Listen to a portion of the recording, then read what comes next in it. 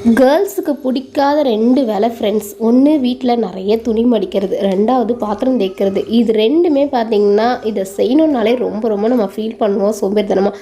இப்போ தான் பாத்திரம் எல்லாமே வாஷ் பண்ணி வச்சுட்டு வந்தேன். பசங்க ஸ்கூல் விட்டு வந்ததோ திரும்பவும் சிங்கில் வந்து சாமான் சேர்ந்துடுச்சு. லஞ்ச் பாக்ஸ் எல்லாம் வாஷ் பண்ணணும்.